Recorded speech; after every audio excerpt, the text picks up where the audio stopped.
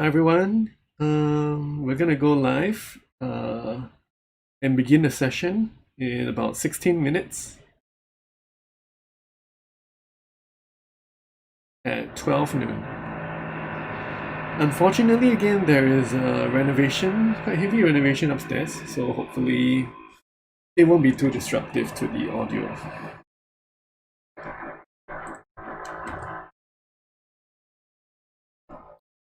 Again, I'm Ishan, and we'll welcome you to the second session of AI4I, Ask Me Anything Live.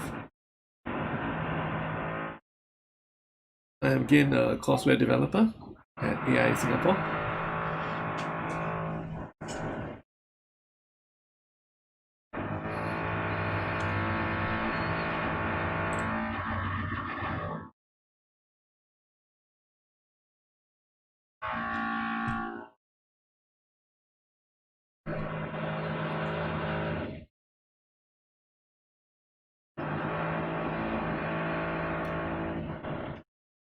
If you're early and you have any questions, just feel free to type them directly in chat and we'll get to them.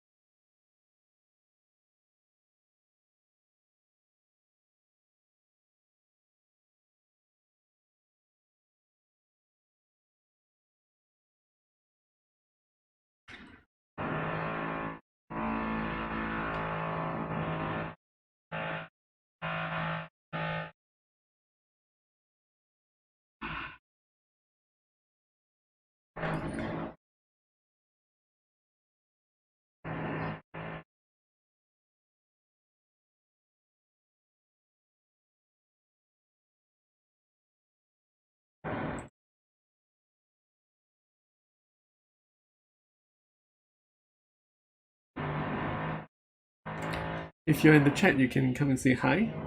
That would be nice.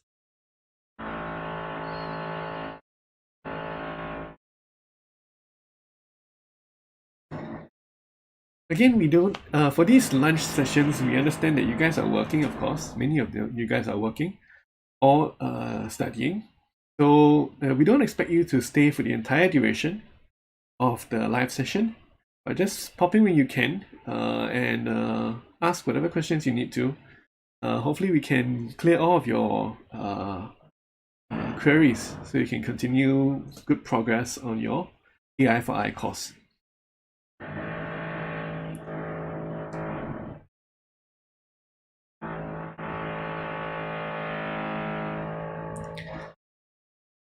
Even while I'm talking, you can. We also encourage you to just have your own data camp or Kaggle exercises on the other tab, and you can even do your own practice while you have us on a tab. And if you just bump into any questions, I'm right here, and I'll be able to assist you.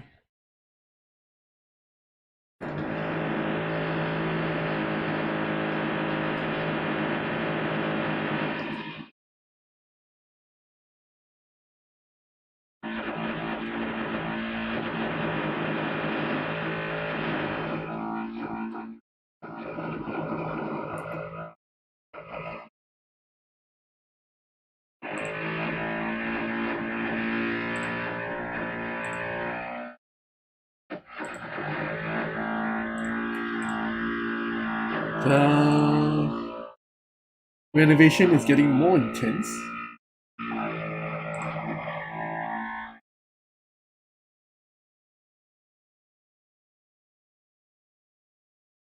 Hopefully it'll slow down later.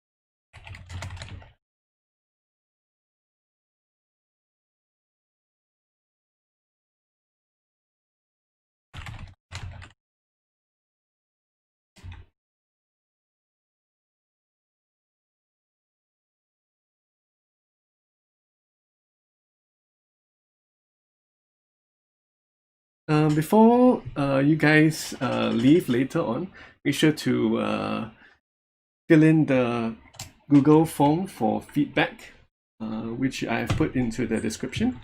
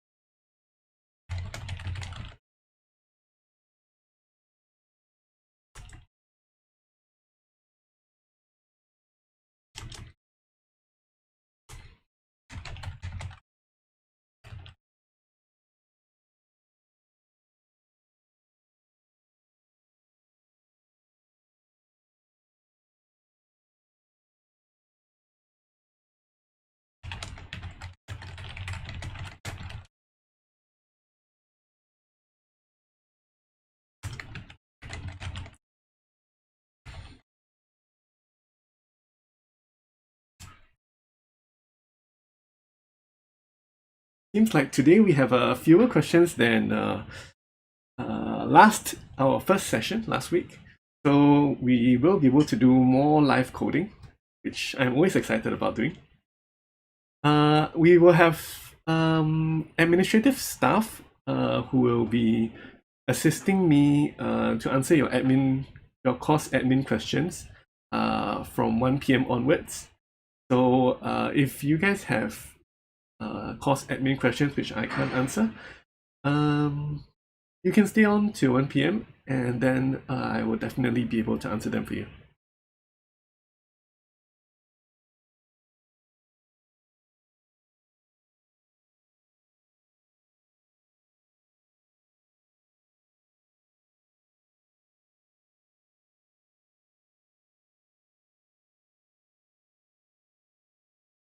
Testing the audio, 1, 2, 3, testing the audio.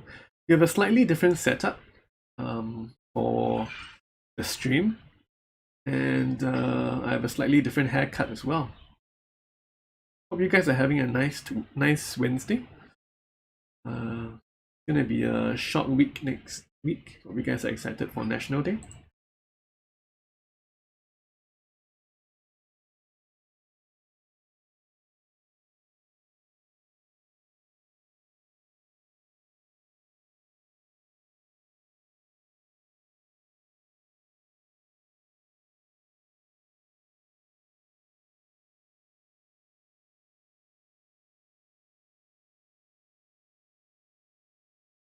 Oh yes. Later on, we'll be doing live coding as well for going through your data camp exercises within the AI4I course, the material which is recommended learning for the AI4I course. So if you have any special requests for which data camp exercises or courses you want to see done or gone through, then just let us know in the chat as well. If you're already here early, thank you for being early, and say hi.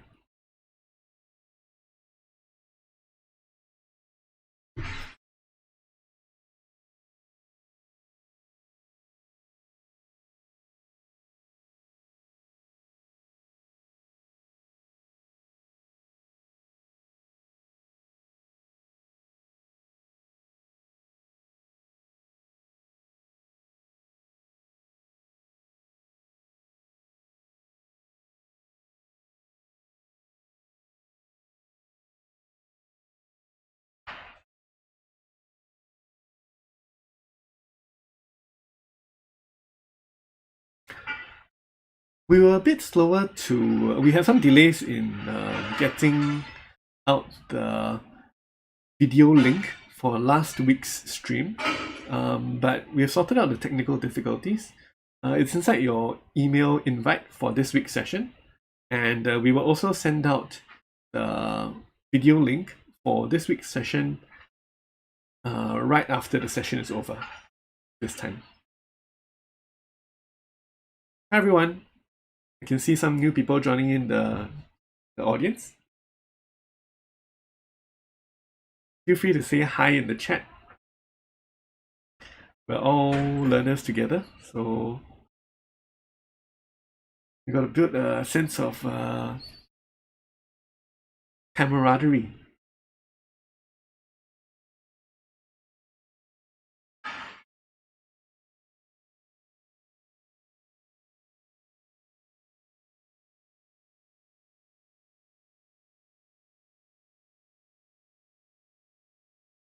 Hey Kangen Water Ionizer. Good day to you. Good day to you too.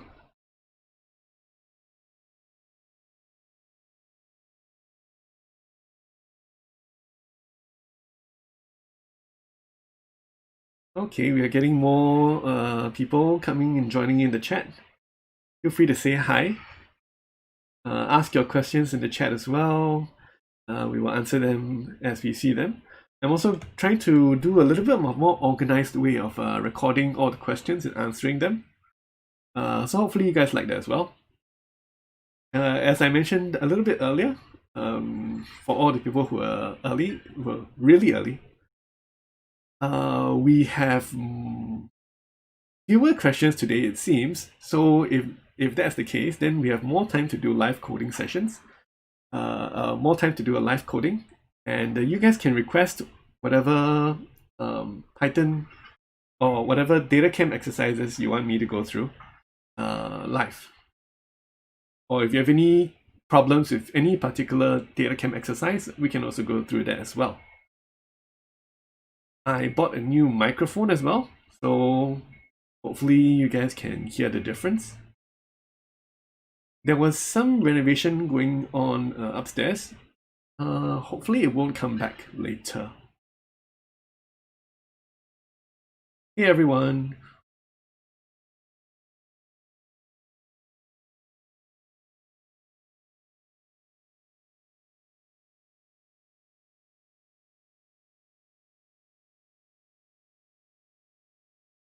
Hey Sean Kit Kyo.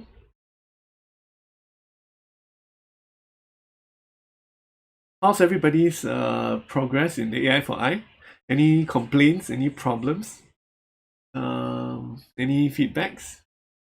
This is also an excellent time for you guys to give feedback directly about the course. If you guys have any trouble, some parts are not clear, we are constantly trying to improve the course as well to make it clearer and improve your learning experience. Okay, it's 12 noon.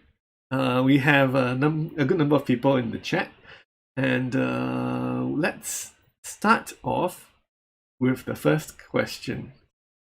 Let me just check the poll everywhere webpage before we get started. From this point on, don't post any questions into that poll everywhere website. Just post it directly in the YouTube chat. That would be the easiest for us to respond quickly. I can read directly what is in the YouTube chat. Okay? Because I have mental psychic powers. I can see the YouTube chat while also answering your questions as well. Hi Tiddle Wink. Hi.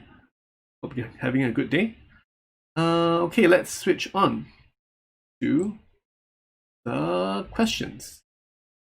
Seems like someone has a question. Seems like somebody has a question on installing Node.js. I'm not quite sure which batch this is for. One of you was asking when you are installing Node.js. He says there's 4 options. Which ones do you use? And the site says you should install Node using a Node version manager. Okay, so let me break these terms down for you guys a little bit. Again, I will try not to spend too much time on any particular question, because I know not that many of, as in, this question won't be relevant to a lot of you, right? Okay, so a version manager here is basically a program that lets you install and switch between multiple versions of some other program. So when they say that you should install Node using a Node version manager, that means that it will allow you to install Node 10, Node 8, Node 9, all on your same machine, or on your same laptop or computer, and switch between them as necessary. Maybe because a certain program only works on Node 8 or Node 10, and so on. Yep. So that's the idea of a version manager. But if you're just using Node.js for the first time, I suggest just directly installing it without the version manager. If you do want to use the version manager, you can follow the links which I have put into the Google Sheet. So now you can see that you guys have direct access to the Google Sheet. You can access it from the description in this YouTube stream. Hi Tatsuan Ko, nice to see you on this lovely Wednesday afternoon.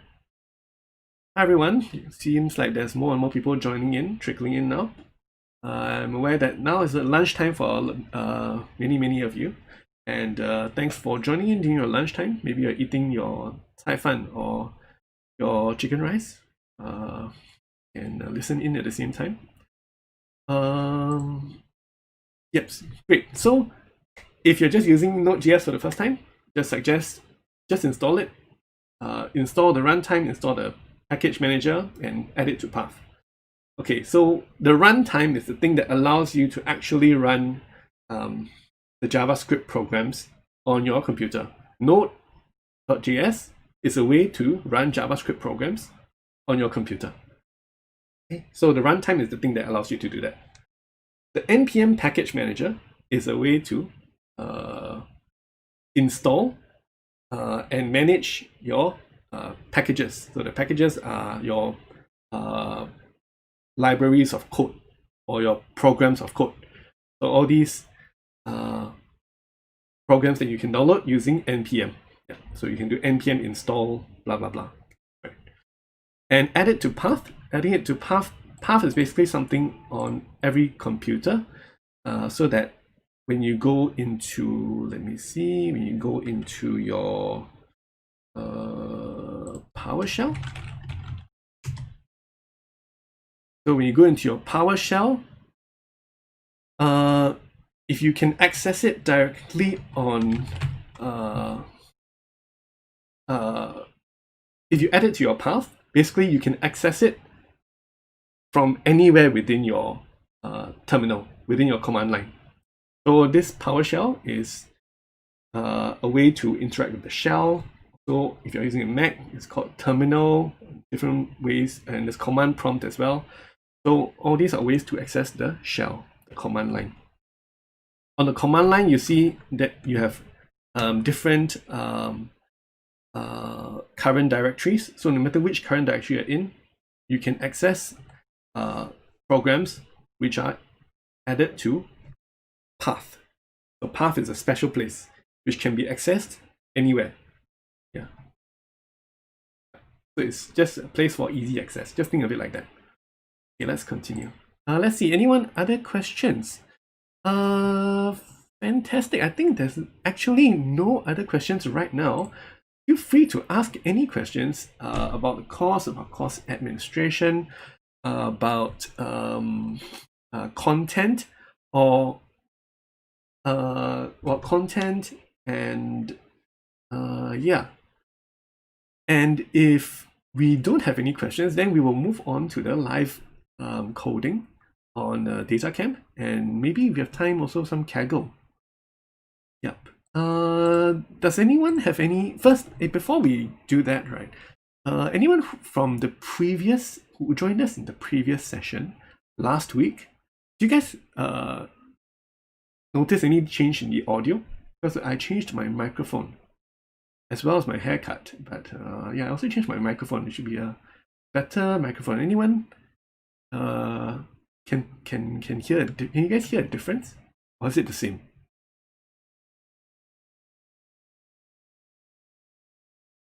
Is it the same, or is it better a bit?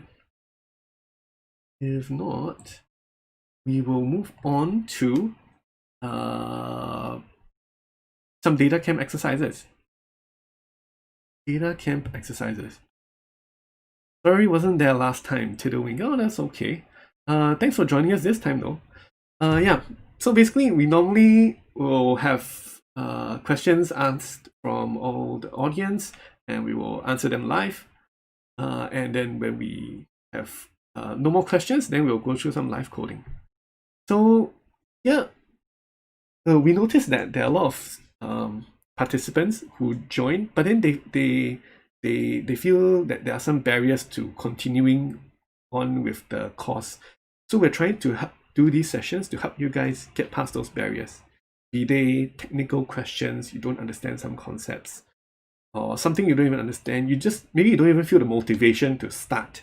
A lot of you guys, actually, a lot of us, right, we noticed that a lot of students, they signed up but they haven't even started. So this is actually a good time for you guys to get started, right? Especially those who join and are new to programming, right? New to programming. Okay, so anyway, I'm just going to continue on from where I left off last week in terms of the Intro to Python course. The Intro to Python course, yeah. Whoever is tuning in, I'm sure you guys can see a live chat section. So just feel free to say hi, ask any questions you have there. And before you leave, I appreciate if you guys can fill in the feedback on Google Forms, which is in the stream description. Okay, so if not, you guys also can use this time to do any special requests for data camp lessons that you want me to go through, and we will go through those. If not, let's continue on with this. Okay, let's do some live coding. Okay, let's restart this session and read this. Okay, now we're doing lists in Python, right? We're gonna learn how to create lists, blah blah blah. So what is a list? Before this, you should we have learned about variables. We learned about numbers. So these are numbers, and this is a variable. And we learned about assignment to variables. So when you see this equal sign, that is the assignment operator, which means something special is happening in this line of code, right? Something special is happening. What's happening? A value is being assigned to a variable. And how we read this, immediately when you see equal sign, you look at the right side of the equal sign. You see this 11.25, there's a number. You can tell it's a number because it's just written like that, and it starts with a number. It starts with 1, right? And it's just written like that. If, for example, there were quotes around it, like this, then this would be a string, right? But we're not doing a string. This is a number. So a string is a string of characters, but this is not a string of characters, this is a number. Then we're going to take this number and we're going to put it into a box, and then we're going to call the box whole, right? So anytime we want to get this number, we can use the box, the name whole, to refer to this number. All right. Yep. So blah blah blah. We can create a list areas, right? So instead of just creating a number variable, a variable holding a number, we're going to create a variable holding a list here. We just like this. You guys are very shy this time. Nobody is asking new questions or requesting for special data camp exercises. Last time was so rowdy. A lot of questions. Okay, but anyway, yeah, if you guys have any questions, just feel free to just put them in the chat anytime. I will be able to see them. Okay, or just say hi. Yeah, that would be nice as well. Okay. Yes, so areas, we're going to create a list. So to create a list, you use the square bracket. Square bracket is the signature of a list. You see square bracket outside, and nothing before the square bracket. That is a list. Hi, Riri Hanafi. Nice to see you guys. See you joining the stream. Hope you're having a nice Wednesday afternoon. Hi, Jim. Yeah, feel free to chat in the chat as well. Share what's your progress. How are you haven't started the first lesson yet? You're stuck on Python. You don't understand something in Pandas. That's what I'm here for. I previously taught basically a Python workshop at General Assembly. So you guys will have to pay like $300 to attend that kind of thing.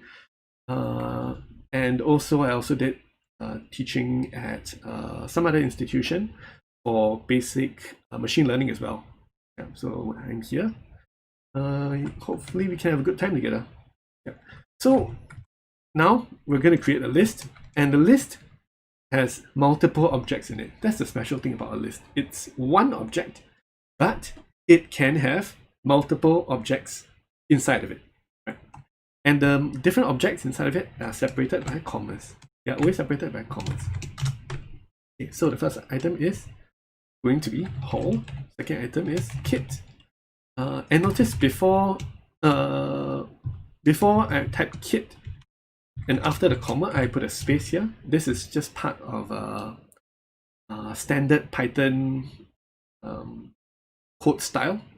Yeah, so you want to follow the standard Python code style to make your code more readable. All kit, live, bed, bath. Print areas. Okay, let's print it. Again, to print it, if you guys haven't caught up to this part yet, to print it is just to show it to the screen. You show something to the screen as output. Right, so we're gonna run code. Areas not defined. Areas not defined. Print areas. Areas not defined. Create a list. Use the predefined variables. Areas not defined. Oh, that was strange. Okay. Okay, now it's working. So now it's working. I'm not sure why just now it wasn't working. Okay, but now it's working, so we submit answer. Done. Yeah. So when you print a list, you'll see what are the items inside the list. Of course, the list can contain 5 items, like in this case. It can contain 1 billion items. So there's practically no limit to the number of items that a list can hold. So when you're thinking about the list, don't think of it as something small. Right? It can be as small as a droplet, a water droplet, and as large as the ocean. So that's the way you should think about all these Python concepts. Let's continue onwards. Create a list with different types. Yep, a list can hold different types of information. Print areas. Finish the line of code that creates the areas list. Build the list so that the first list, so the list first contains the name of each room as a string and then its area. Okay, so we're gonna have hallway. So as a string is hallway, and then kitchen, living room, bed. So here should be bedroom, and bathroom and bath. Okay, print areas. Right. Let's do it one more time. Yep, looks good. And we can press enter to continue. So you can see that this list, it holds strings. And of course, if you didn't join us before, if you're new to Python, strings are just strings of characters. And each one of these is a character. So this is a whole H character, A, L, L, W, A, Y. So there's 7 characters in this string. So there's a string here, then this is a number, right? There's a number, string, number, string, number, string, number. You see, list can hold different types of object types. Different types of object types. Okay. Are you guys okay? Can I have like a little bit of a poll actually? See where you guys are already.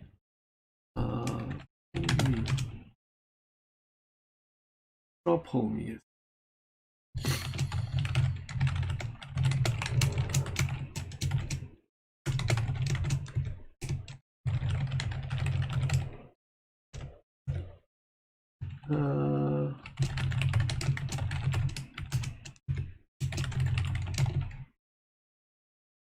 Oops. Wait, what? No, I wanted to have more of this. Okay, where are you in AI4I now? I haven't started. Learning Python. Learning Pandas. Oh no, why do I keep prematurely starting this? Okay, let me go back. This is a little bit irritating.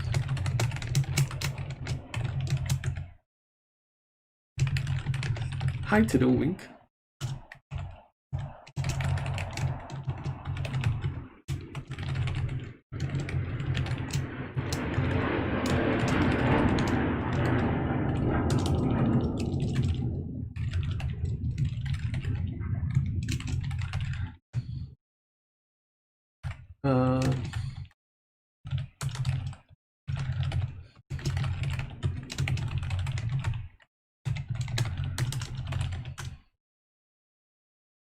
Okay, create the poll.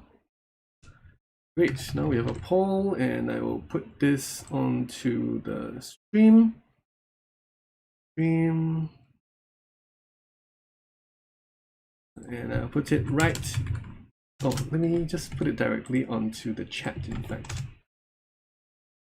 Sean Kit Hyo, you're in statistical thinking in Python. Nice.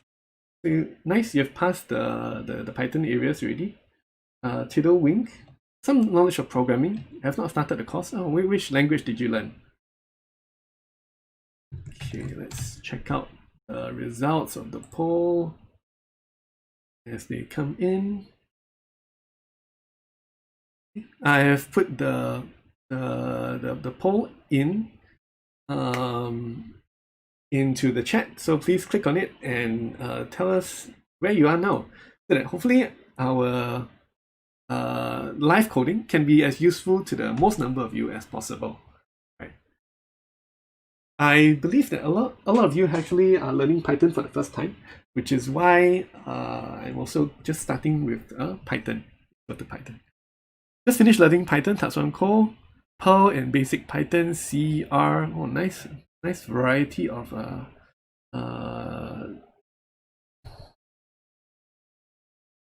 languages already. So Python should be easy for you. Tan asks, can you explain further on pre-processing for machine learning in Python on data camp, particularly on the k nearest neighbors model, train, test, split, fit, score? Sure, I will definitely do this. Let's definitely do that as well. Great. Okay. So just based on the first few votes, we can see that actually a lot of you guys are still learning Python. If we consider this somewhat representative, yeah, a lot of you guys are still learning Python. Some haven't started as expected. Hopefully this gives you the motivation to start. If you have any questions, just ask here. And some people are learning Pandas and supervised learning. Great. Okay, learning Pandas. Good. Okay. So right now, let's go through a few more exercises for intro to Python, and then I will go into pre-processing for machine learning in Python, the course. Right. Hopefully that works for you, Tan. Do you need to go off soon? Just let me know, and then hopefully we'll work something while you're still here. If not, then we'll just continue on with basic Python. Hopefully, as I go through even the basics of programming, right? Even people who have already passed this section can gain a little bit of a deeper understanding. Maybe I'll try and share some things which I find are useful and you might not learn the first time that you learn it. Okay. Great. Great. So yeah, Han, just let me know what time you're leaving or what time you have to go, and then hopefully we can fit in some exercises for processing for machine learning in Python or DataCamp. Okay. Actually, in fact, right, what I want to do is to copy this and put it into our live. Yeah. And then I will answer this later on. Cool. You'll be around until about 2 p.m. Cool. Sweet. Yeah. So we'll put the answer here, so it will be saved for posterity for other people to reference as well. Okay. Where are you now? A lot of people. Blah, blah, blah. Great, great. And let's see. Any other questions that we got? Yep. As mentioned just now, feel free to ask your questions anytime. Don't be afraid to interrupt me. Yeah, so let's continue on with basic Python, right? So a list can contain any Python type. Yes, blah, blah, blah. Which ones of the following lines of Python code are valid ways to build a list? Okay. So A is like this. So yes, this is the most common way to build a list. You have excuse me, you have square brackets surrounding the items inside the list, and then you have commas between the items. That's the most common way. B is to have square brackets around the items and then comma between the items. In this case, you just notice the only difference is that the inner items themselves also happen to be lists. So lists can hold other lists. So you can see there's one outer list and two, which is holding two inner lists. This one and this one. So that's completely valid. Option C is a list as well. 1 plus 2, A times 5, 3. I believe this should also be valid. Yeah, so ABC, submit our answer. Nice. Cool, cool. List of lists. I think we've actually gone through this in the last session. But anyway, yes. We remember, as we were saying, lists can hold any type of data. And data is just information. It can hold any type of information. So a list can also hold a list. So here, we're going to do hallway, kitchen, living room, bedroom, bed, and then bathroom, bath, print out house, and print out the type of house. Print type house. So again, for those who are super new to Python, so this is a number, this is an assignment, a statement, this is a variable name, right? So we assign this number into a box, and we call the box hall. We repeat. This is the same thing, just that we're assigning a list of lists into a box and call the box house. Here now we have something special. We have the word print. So print is a function. Every time the signature of a function is that after a function you have these parentheses. Normally we call these brackets, right? But in coding, software development, we often call these parentheses. So they are the curved brackets. which is separate from the square brackets and also separate from the curly braces, like this. Okay, so now we have print house. So this is a function, and when we tell the function to do its work, we put the parenthesis after the function. Okay, and inside the parenthesis is the input that we give to the function. So this is the input. We're gonna give the input house into the function. If you recall, house is right up here. It's a list of lists. So we're going to print, which means to show the output of this input. So we're going to show this input as output to the screen. We're going to show it to the screen. And if we do that, run code, you'll see this is the output to the screen. Show this to the screen. And then, of course, next we have another function here.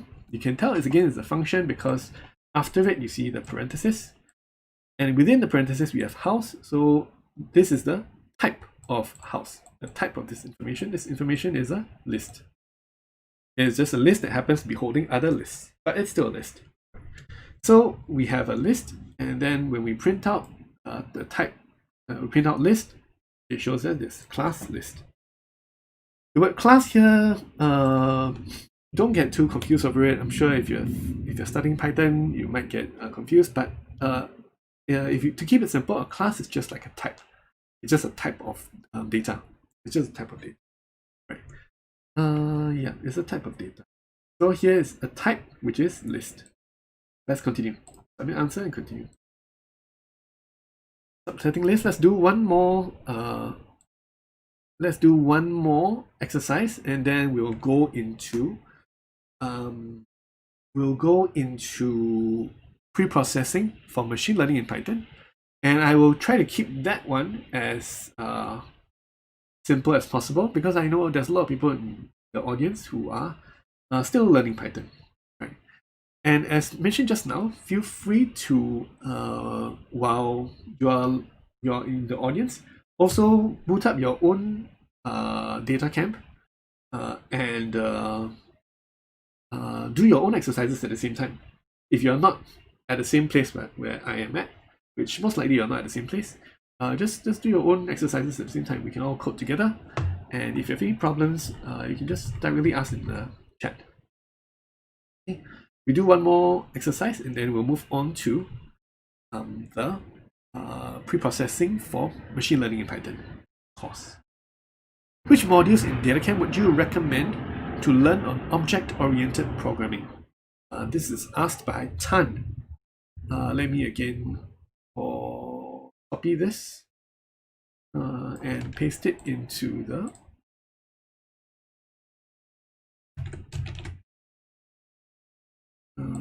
here.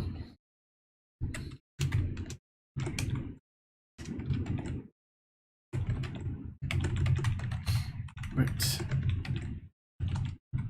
Okay. Which modules in DataCamp would you learn or recommend to learn about object-oriented programming? So the idea of object-oriented programming, let me just switch over to this real quickly. It's basically you are learning about, it is a way of programming where you put everything that you want, you put everything that you want to program, all the instructions that you want to program, and you separate them into different items, into different classes, different items, and it kind of models the real world that we live in. So for example, let's say, right, I'll give you my favorite example. Let's say you want to design a program, a board game, right, in Python, right? So maybe you would have one object, which is the game itself. So the game itself, and then the game itself has all the rules inside, what happens when you play the game, blah blah blah. And then you have another object, which is a player, okay, a player in the game, and the game includes players, right? So this is what I call object-oriented programming. So all these instructions are separated into different objects, or different classes. In terms of data camp for object-oriented programming, maybe we can learn about classes. Let's Yeah, data cam.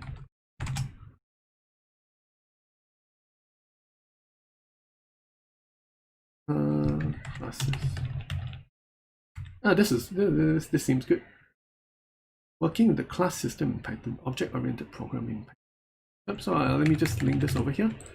Put this into here. I personally have not gone through this program, but it seems most relevant to what we're trying to do here. Object-oriented programming is about separating code into classes. Objects in a way that models the real world. Separating and organizing. One of the big things about doing it this way is that it's more organized. And organizing code into classes and objects. So blah blah blah. Do this, format, paint it to here. Good, nice. Let's continue on. Okay, let's do this exercise and move on. Subsetting Python list. Okay, so now the data cam is trying to use a fancy word on us, subsetting. What is it trying to mean? Basically, it's trying to say that we're trying to get certain items out of the list, because a list, right, contains multiple items, right, or it can contain multiple items. So, oh yeah, hopefully I answered your question adequately, Tan, on object-oriented programming. Yeah, so subsetting Python list is about taking items out of the list, right? Taking certain items. You can take multiple items out of the list to create a smaller set, and that's what they mean by subsetting. Or you can just take out one item. Very often, you take out one item from the list. Okay, so to do that, we will use this syntax. And when I say the word syntax basically means the grammar, right? We will use this grammar. Like when I say I am hungry, this is the English syntax, right? English syntax where I is the subject, hungry is the adjective, and in between you need to have this thing which is am, right? Am is the verb, right? And so in the same way, if we want to get an item out from this list, we will need to use this syntax. Right? And this syntax is the square brackets after the list. So after the list, we have a square brackets. This square bracket is different from a square bracket by itself. A square bracket by itself is a list. But when you have a square bracket which is right after something else without any space in between, this is a way to subset or get items out from the list. Get items out from the list. So if you want to get the second item from the list, we need to give it the index or the address of the second item. Okay, we need to give it the index of the second item or the address of the second item. Often you'll see the word index, it means address, right? So it's just like if you are living at Serangoon Avenue 3, your address is at blah blah blah blah blah, zero don't know what. So everybody is living in an address, correct? So all your items in your list are also living in addresses. Their addresses start from 0. The first address is 0, second address is 1, third address is 2. Okay, so the second element, or second item, when you see the word element, it just means item. Second item in the list has an address of 1. So we put 1 inside the square brackets. So if you are doing this from scratch, you have your list. You want to get an item from the list, you put the square brackets. You want to get the second item, so you put the index of the second item, which is 1. Index is the address of the second item. Done. Print out the last element from the list. So the last element that we can do is to do negative indexing, which is -1, which means that the minus means we count from the back. Excuse me. So we count from the back. So from the back, we go the last element. Back, we count 1, which is the last element. Yeah, so -1. And it's not -0. This just something you need to know. It's just the last one is -1. Print out the area of the living room. Print out the area of the living room. The living room area is which item, right? So this is the whole list. Remember, all the items in the list, right? It can get a bit confusing when you look at this whole big thing, right? But just need to remember that every item in the list, all these are separated by commas. So look for the commas. Look for the commas. Look for the commas. Then you can find the items. There's a comma here. This is the first item. Second item. There's a comma here. Third item. Fourth item. Fifth item. Sixth item. So we need to print out the area of the living room. This is the area of the living room. It is the sixth item. So the address of the sixth item is, what's the address of the sixth item? It's 5. Right? Because the address of the first item is 0. 0, 1, 2, 3, 4, 5. Yeah. It's very common to have an error where you accidentally put 6 instead, and then you get what programmers call an off by 1 error. Because you are off by 1. You are off by 1. Because you forgot that the addresses start from 0 in programming world, in Python world especially. Okay, so now we're done. Run code, submit answer, great. Enter to continue. Again, for those who are just joining in, if we're just going through Python DataCamp exercises at the request of the audience. If you're interested in any particular exercises on DataCamp, just feel free to put it directly into the chat itself. Ask any questions. If you have any questions on course admin, you can ask them. Any questions on certain concepts, or you want to demonstrate something, just let me know and we'll try to accommodate. Okay, so now let's actually go back. Since Tan, one of our viewers, one of our learners, has asked about pre-processing for machine learning in Python. Okay, so let's go to that course. Pre-processing for pre-processing in Python. This is the one. So you can search the catalog of DataCamp courses here. Thanks to joining AI4I, you get your premium DataCamp access for 12 months. If you're in the latest batch of AI4I learners, you will get access to this right after you finish literacy in AI. So make sure you just click through literacy in AI if you really have to. Just click through literacy in AI, and you get to foundations in AI, where you get access to premium access on DataCamp. And with premium access, you get to access actually all of the courses on DataCamp, not just the ones which are relevant to AI4I, AI for industry. Okay, so now pre-processing for machine learning, click on that. That course for free. Great. Particularly on k-nearest neighbors model. Hello, welcome to this course on pre-processing data for machine learning.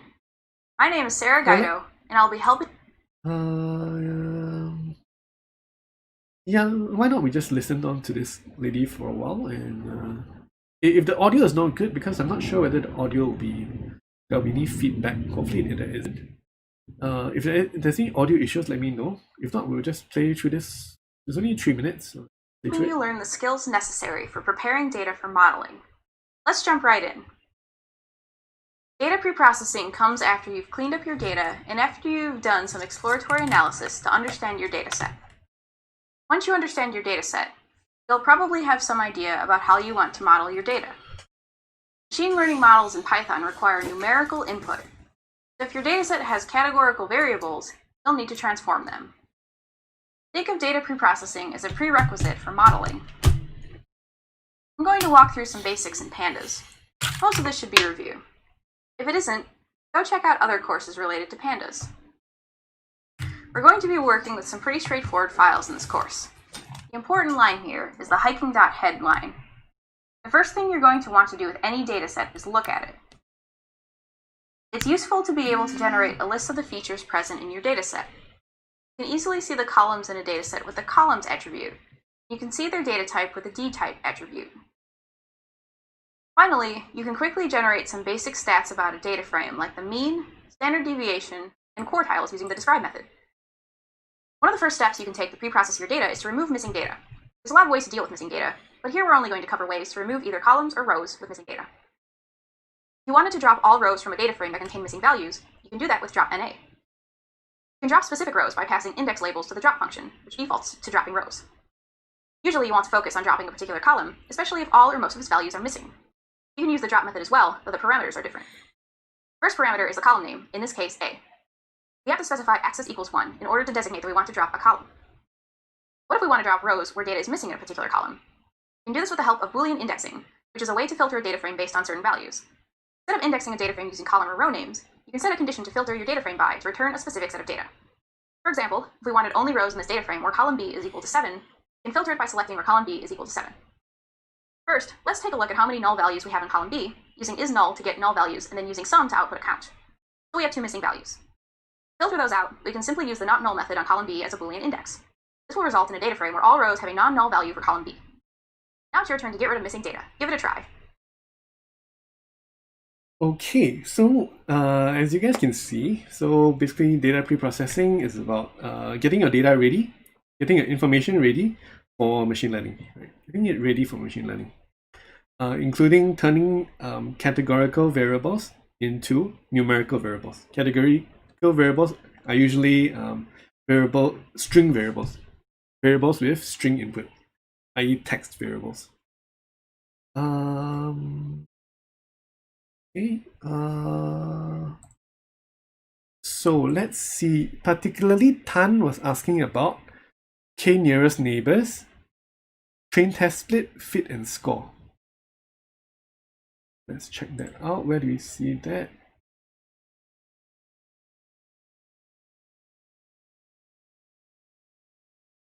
Okay, k nearest neighbors is here.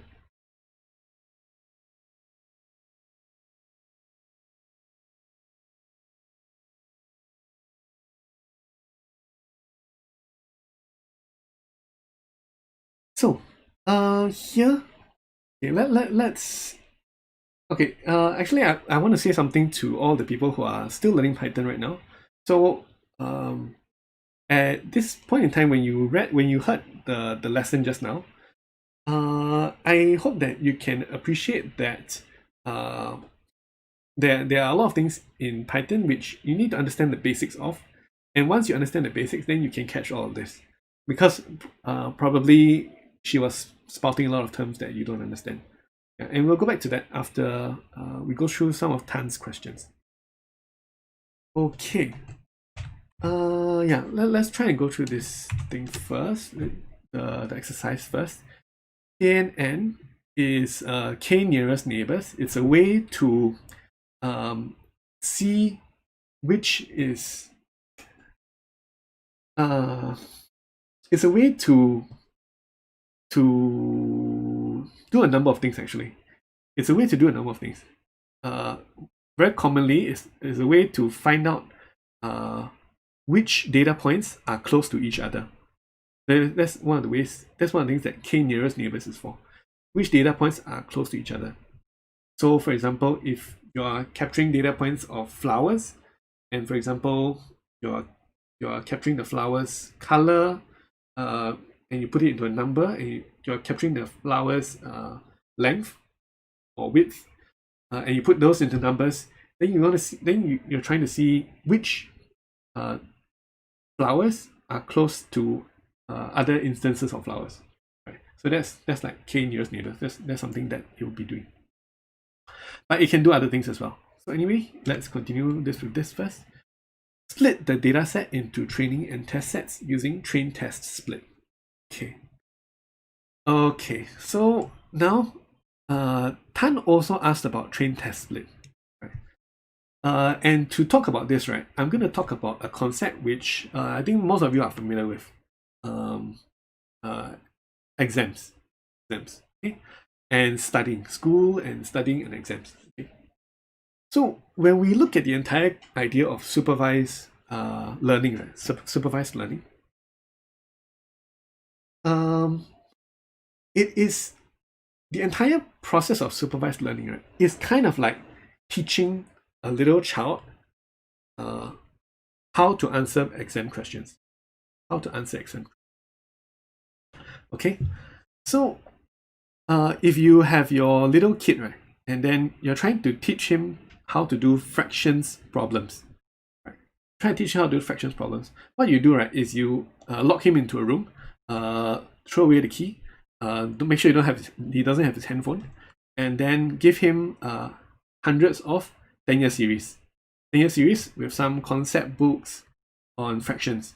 You give him 10-year series and concept books on fractions.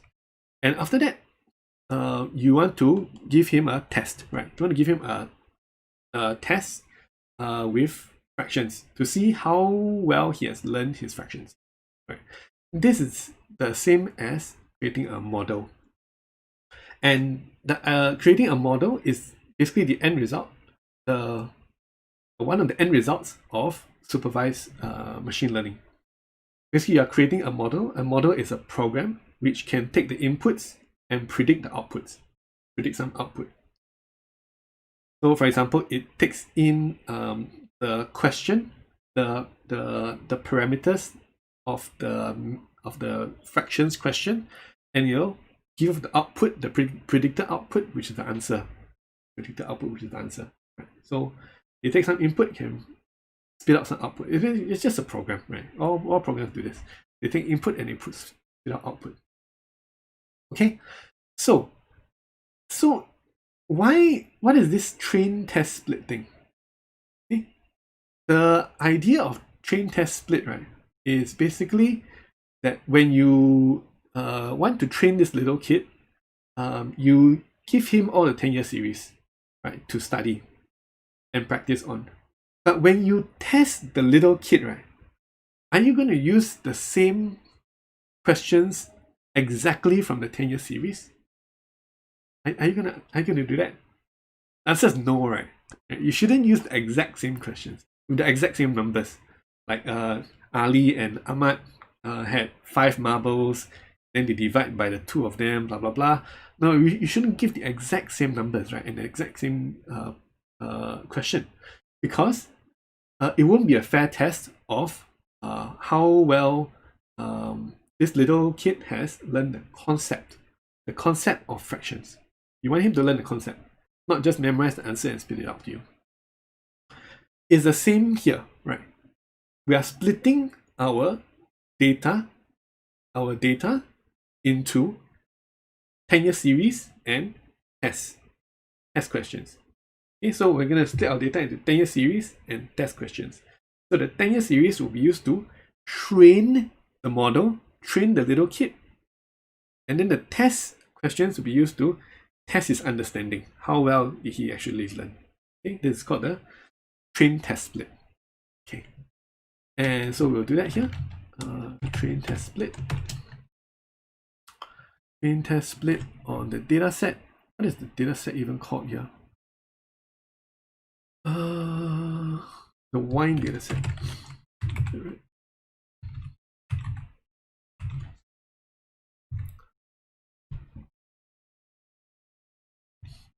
Hi Billing. Hi Billing.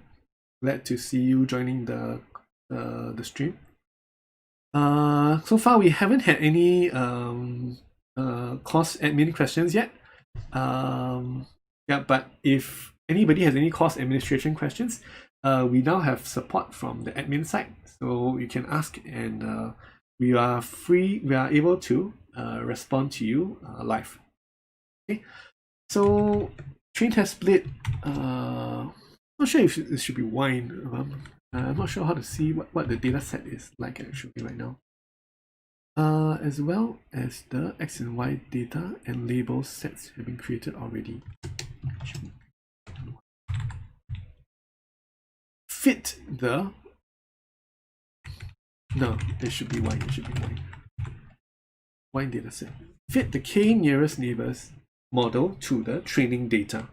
So we're going to use the KNN model dot fit to the training data. Training data is going to be X train and Y train. Score the model. The model is KNN dot score on the training data, on the test data. X test. I guess this question is exactly what you were asking about, right, Tan? And Y test. Enough values to unpack, got 2. Not enough values to unpack, got 2. Train test split, not enough values to unpack, got 2. Expected 4, 2. Should be X, Y, is that right? Yep, okay, great. Yes. Let me just submit the answer, make sure it's correct, and then we'll go through it. Okay, so here, of course, this is going to be out of the depth for a lot of you who haven't even started the course yet, maybe, or you're still learning Python. But this is like a sneak peek, right? A sneak peek for the future, right? And this, yeah, it's still quite simple stuff. So, remember what I was talking about just now? Let's go through this code line by line. Okay, let's go through the code line by line. And as usual, if you have any questions, just feel free to ask them directly into the chat, and I'll look at them. Okay, anything you don't understand, just ask. Okay, that's the best way to learn. Okay, so when we just now I was talking about, when you see this special symbol, this is the equal sign, right? This is not the equal sign from your math class in the last 20 years, or your last 30 years. It's not the equal sign. This equal sign means assignment. Something is being assigned to some variable. Okay. So, and as I mentioned just now, maybe you're just joining in. Okay? So when you see the equal sign, immediately look at the right side first. You evaluate the right side first. So you process the right side first. Then you assign it into variable on the left side. So let's look at the right side first. Right side first is train test split. As I mentioned just now, the entire point of machine learning is to create a model, an accurate model which can take inputs and predict outputs. Maybe you take inputs of the historical stock price movements and you predict the future stock price movements. You become a billionaire, right? This is something that it can try to do, right? So train test split here is a function. We know it's a function because right after the word train test split, we have the parenthesis, open parenthesis, close parenthesis. Inside is the inputs for this function. The inputs, it takes in X and Y. X and Y, right, are the standard variable names when we are training a model. When we are training a model, means we are creating the model. We are creating the model and creating this little kid, right? Locking this little kid up into the tower and throwing away the key. Yeah, so this is the training part. Okay, so this is the training part. X is the data that he will see in the question. Okay, remember, let's go back to our 10-year series example. X is all the information that he will be given inside the question. And then Y is the answer. Y is the answer. Y here is the answer. So, okay, so here, imagine, so X is like the question of like what is what's the first number, and they're dividing by how many, and the answer is Y. Okay, so the X is the information given in the question. The answer is Y. Okay. So, and we also call X the features. Features. Y is the target. Okay, but it's not so important now. Okay. So anyway, when we do train test split, we're going to split X and Y into X train and Y train, and X test and Y test. Again, as I mentioned just now, the train is all the 10-year series we're going to give to our little kid. The test is the actual test we're going to use to test this little kid after he has been trained on all the 10-year series. Okay? After you've been trained on all the 10-year series, we will test him with the test question. Okay? Great. So now, next line. Hopefully this line makes sense. Then next line, knn.fit. Knn is the name of the model. Is the name of the name of the algorithm. More like it's the name of the algorithm. An algorithm is a way to create a model. It's a way to create a model. Sometimes it's also called a model, which is a bit confusing to be honest. But okay, here. So we use the KNN algorithm, or KNN model, to create our model, to create our program which can solve fractions questions. Okay? And fit here, fit means to train. Fit means to train. Fit means to train. Fit means to train. So fit. An easy way to think to remember it is like after you do a lot of physical training, right? Then you will become fit, right? You become fit. Yeah. So easy way to remember. To fit means to train your model. Okay, so let's continue on. So when you train your model, then you will create you will give it the inputs that it will see, as well as what are the answers to those questions. So that next time when it sees these inputs, it can generate its own Y, its own answers, its own predictions. The predictions will be the Y. Okay, this is the training the model part, this is supervised learning. Then hopefully that's okay. Actually, there's also another part about this line of code which may be confusing. Something you all haven't seen before if you're new to Python, right? Is this dot here. You see this dot here? Why is there a dot here? Right. KNN dot fit. Fit, you can tell that it's a function, right? It's a function because after the word fit, immediately there's a parenthesis here. Then there's a closing parenthesis here. Inside here is the inputs. X train, Y train. These are the inputs, right? Well, make sure for those who are finishing your lunchtime, before you go, please do fill in the feedback form, which is in the stream description, and then and then hopefully we can improve this AI4I live sessions to help you better in future.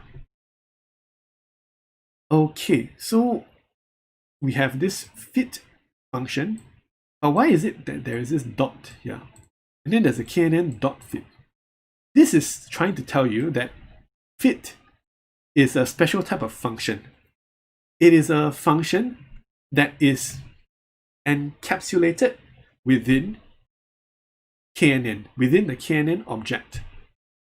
Within the KNN object. So it's like the KNN object owns this function fit. And the way that we call the function fit is, the way that we run this function fit is to do knn.fit. Okay, and that's basically the gist of it. You're not sure, ask questions.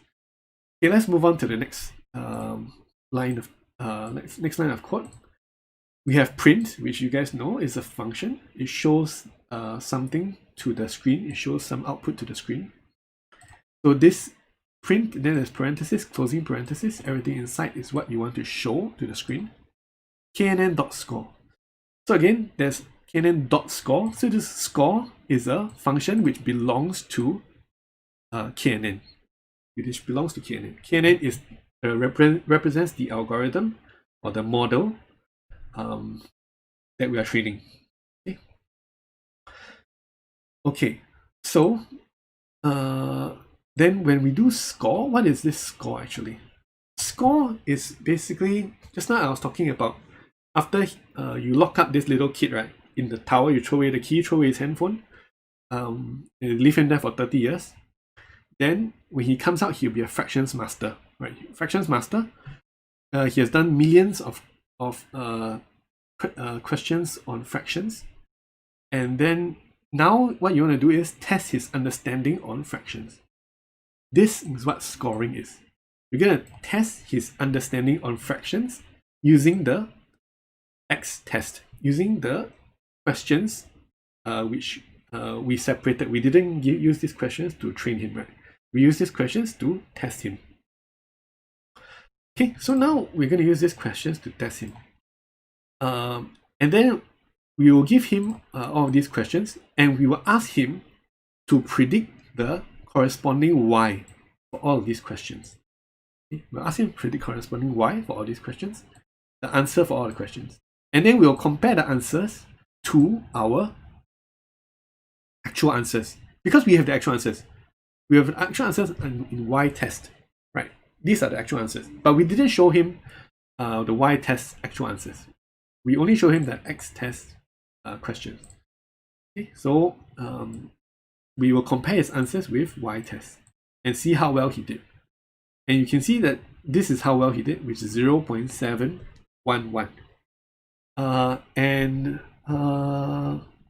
We will look at ways to how we're going to evaluate whether this 0.711 is a good score or a bad score. Okay. Whether it's a good score or a bad score.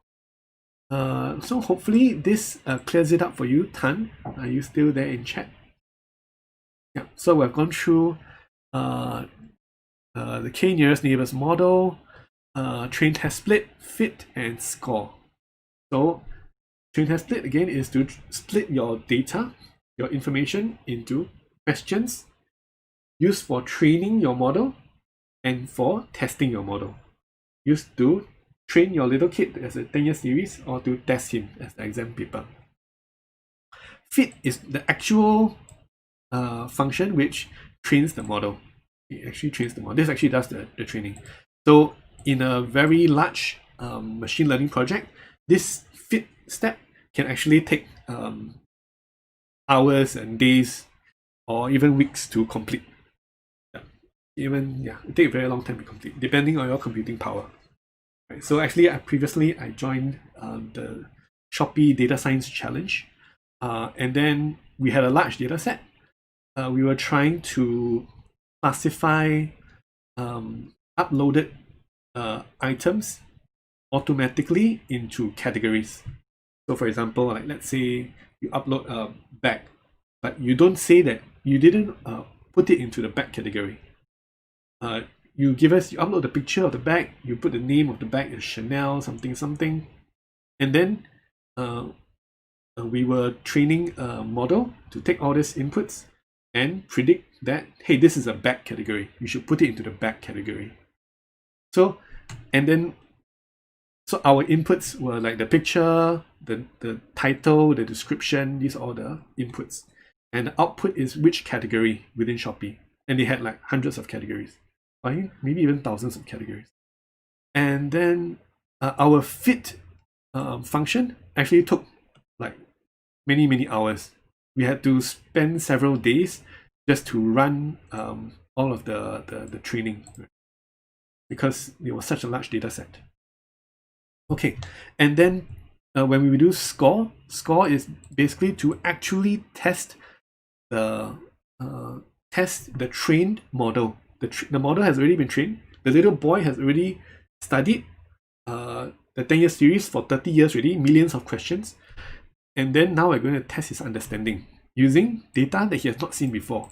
And we'll compare his answers to the actual answers, which we have, but we withheld from him. Tan says, yes, thank you, I understand better. Does KNN model scale well in real-life experiments? Are there any other ML models you have utilized and succeed in? KNN model is nowadays used less and less for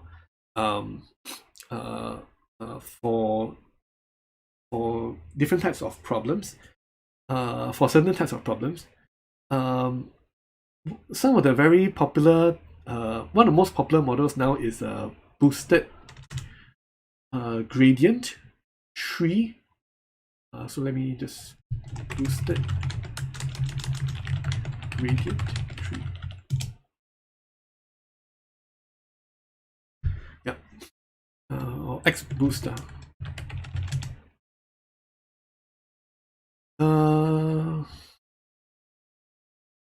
Okay. Yeah, gradient tree boosting. So this is basically one of the most popular type of algorithm now, which is has very good um, uh, results for a wide variety of use cases in machine learning. Yeah. So uh, for me to explain this model would take more time than I have now, and also is beyond the depth of most people here. But maybe one day in the future we will go through how the gradient boosting algorithm actually works. Okay. Yeah. So this is one of the very popular ones right now, which is you can see that this is probably like the first one that a lot of data scientists will go to for good results in real life experiments. Yeah, hopefully that helps you.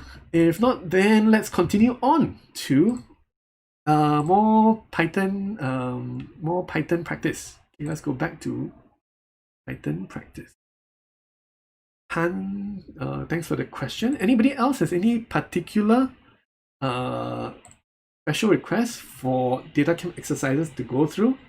If not, we will continue on with the Python course, which it seems like a lot of people are also still interested in. So the straw poll, any new answers, thoughts? 30% are in Pandas. Oh, actually, a lot of you are actually learning Pandas already. Okay, that's nice. That's nice. Okay. Okay, so now we've gone through on the video. Is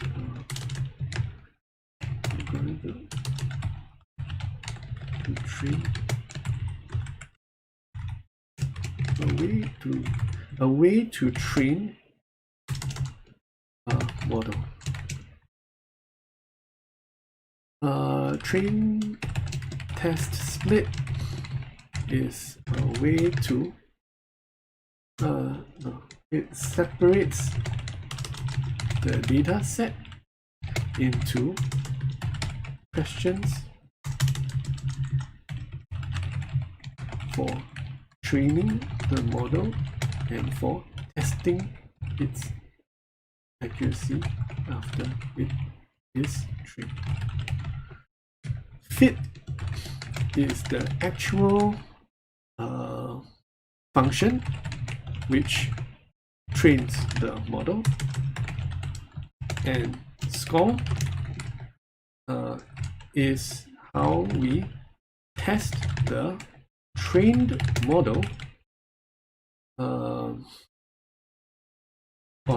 how well it has learned to learn the concept. Okay, yes.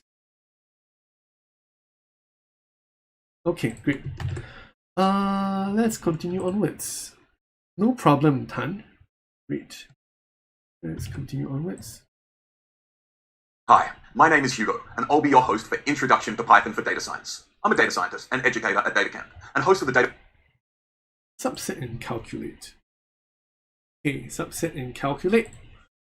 Looks like we have a few more people joining us in the audience. We'll be happy if you guys can say hi, and happy you guys can say hi, ask any questions you guys have.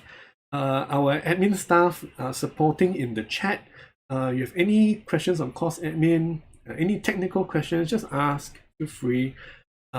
If not, you can open up your own data camp. We can code together anytime. If you have any problems, we can go through them directly live. Okay, Kangen Water Ionizer asks, would you like to have the links for the Google Sheet that I typed just now? So the link for this is actually, I've put it in the stream description below. So you go to the stream description, you should be able to see the questions and answers. Hopefully you can find it, Kangen. If not, then just let me know again. Great. Tan has another question. No problem. He says, I seem to be the only one asking, but wondering, no problem. If I have n set of variables, and I can feed the algorithm with values of the variables as model answers, which ML model would you recommend? If I have n set of variables, I can feed the algorithm with values of the variables as model answers. Which ML model would you recommend? So actually this is the same as what I was mentioning just now. So this seems like a standard case. I don't quite understand your scenario. You're saying you have variables, and then you can feed the algorithm with the values, model answers. So this seems like a standard case. So the most go-to algorithm that practical data scientists go to is XGBoost, right? Which is gradient boosting.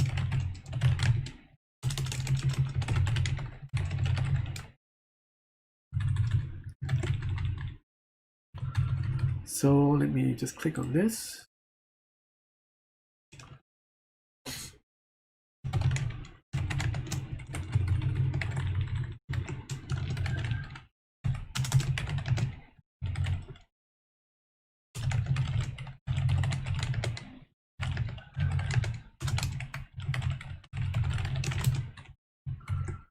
Okay.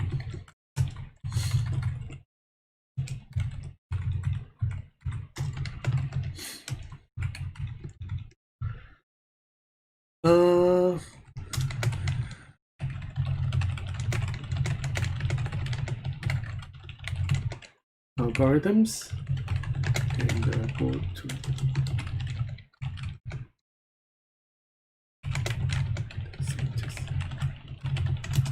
yeah, great. So to actually implement XGBoost may take some effort.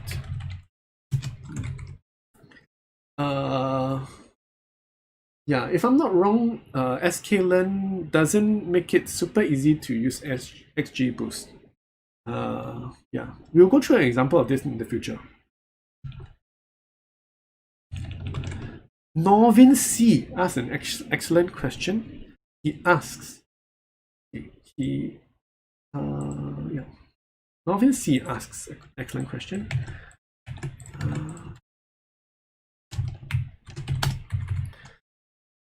In practice, do you use train test split or k-fold cross validation? Okay, so what is k-fold cross validation? Right, so if you go and Google k-fold cross validation, it is an alternative to train test split. One of the problems about train test split, can anyone suggest what is the problem about train test split? Given that the more data you feed the model, the better it can learn. So what is the problem about train test split? Anyone can suggest what's the problem? Directly answer it in chat. Whoever's first will get AirPads from me. AirPads. Anyone got what's the problem about using train test split? What's the cost? Tiddlewink says you need lots of data. Yes, that's a good point. Very good point. Tiddlewink, yes, you need lots of data. Any other answers? When data set is small, train test split will not maximize use of available data. Okay, very well put, Norvin C. You're the asker of the question. Excellent, and you understand the concept well as well. Okay, so the problem is that if I have remember, let's say I'm trying to train this little kid, right, on all these fractions questions, and then I want to give him all the 10-year series so that he'll learn, and then he'll understand the concept. But the problem comes is if my data set is small. Exactly. If you split some questions for testing him, that means you have less data available for training the little kid, right? He has less example questions to learn from. So he may not learn as well. So what is the solution to this? Is there a better way we can do testing the trained model, and while making sure that we don't test him with data that he's trained on, right? And this is exactly what k-fold cross validation is trying to do. So it sounds super chim. Sounds super chim. The idea is that we will train multiple versions of the model. We'll train multiple versions of the model. So let me just do this, right? So it's like so let's say I have some data.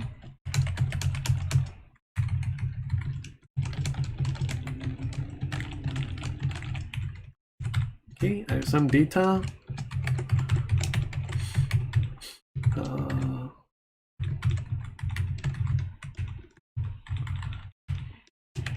Okay, now I have some data. Okay, so now I've given I want to give this data to a model.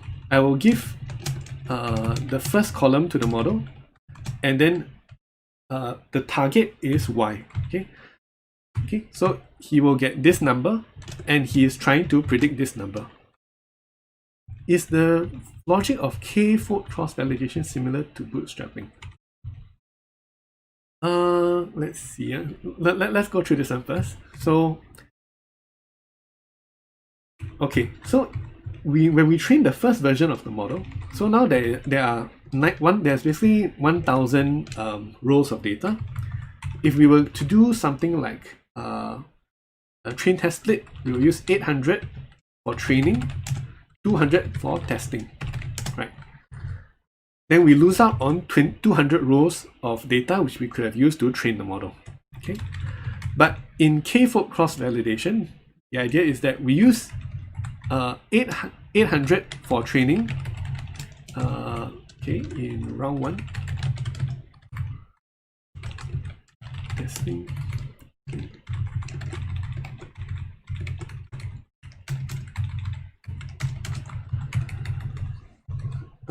We use 800 for training, then 200 for testing, the 200 that you didn't see for testing.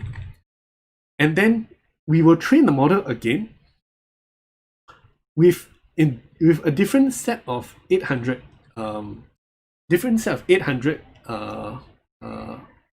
pieces of data to train him, and then the remaining 200 will be used to test him. So again, he is tested on information that he has not seen before. The model is tested on information that he has not seen before. And we'll do it again. So, different training data. Rows. Training data. So, and then you do this many rounds. You do this many rounds, and then you try to combine the models together so that you have one trained model which basically managed to learn from all the 1,000 different rows, but each time he was tested on different on data that he had not seen before. So this is supposedly a more better way a less wasteful way to train your models. So yes, in practice, we do use k-fold cross-validation. Unless it's a very simple case, then we can use train test split.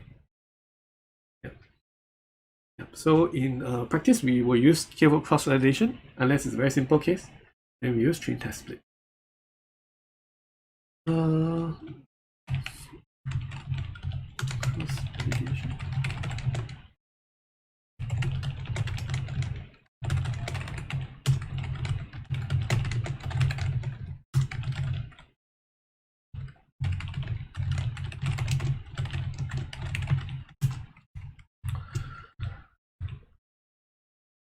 Okay, so bootstrapping, another question from Tan.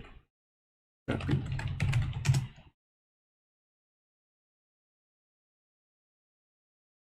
Yeah, so again, yeah, bootstrapping is, as you can see here, is a way to take random samples and then you take many different random samples. So yeah, it's the same idea as bootstrapping. So you're doing k-fold cross-validation, same idea as bootstrapping.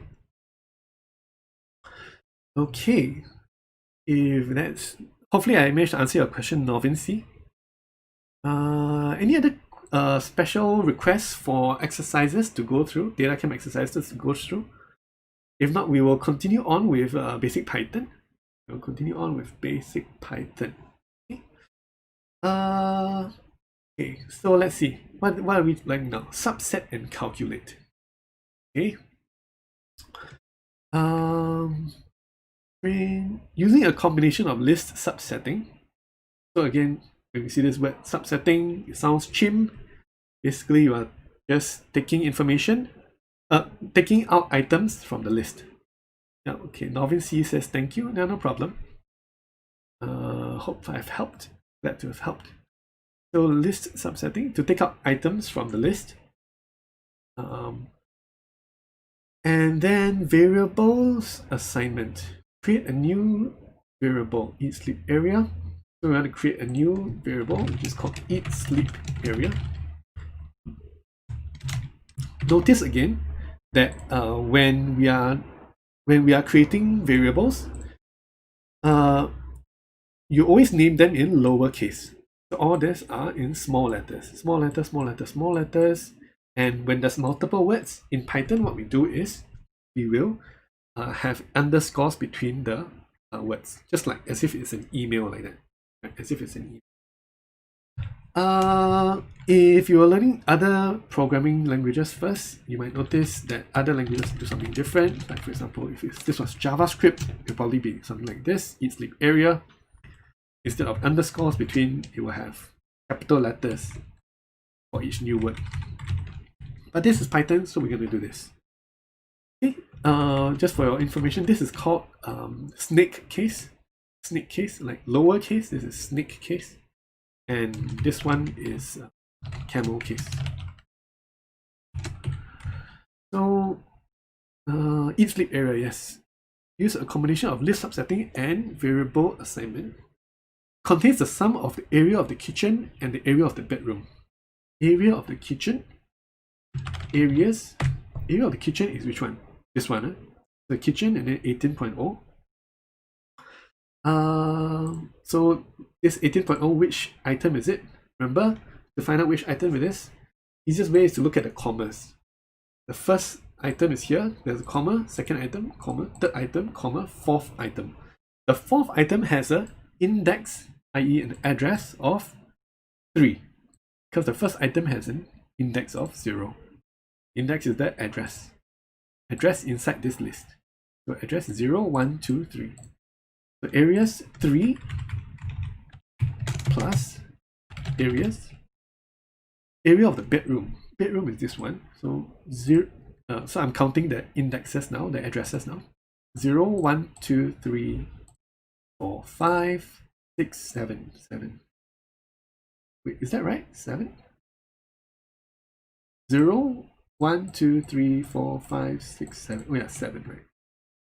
Okay, so 7, area 7. And that's that. Print a new variable. Print eat sleep area. So when you're doing your exercises on data camp, you notice when you type out half of your answer, half of your variable, often they will show you the full variable. There's this autocomplete, or in VS Code it's called IntelliSense. So you just press tab and it will complete it for you. So now we can submit the answer and Control Shift Enter and it's done. Great. Goals asks a question. Hi, after this, can you please go through using a list comprehension exercise in Python Data Science Toolbox Part 2? Thank you. Sure, let's go through that as well. Let's go through that as well. Let's go through that as well. Okay. In fact, let's go through that now. Let me find the right course. Python Data Science Toolbox Part 2. Done that. Continue course. Let's look for guy. List comprehension. Oh, list comprehension is one of my favorite topics, and it's a topic that actually irritated my previous boss quite a lot as well, because he didn't like list comprehensions. But in general, list comprehensions are excellent, and very useful. Yeah, and they are the standard way of creating lists. Basically, they're the standard way of creating lists using a list comprehension. Is there any particular exercise that you want to go through? If not, then we'll just go through these 4 lessons. Okay, go through these 4 lessons. There it goes. Okay, so list comprehension. What is a list comprehension? It's a super chim term. In fact, let me go to my GitHub. I previously gave a talk at the Python user meetup group. Pythonic.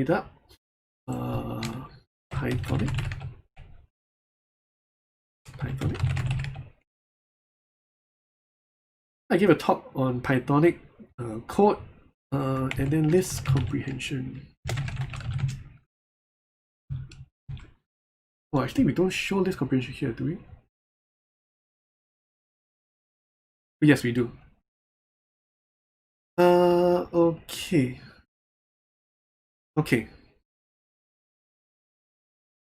So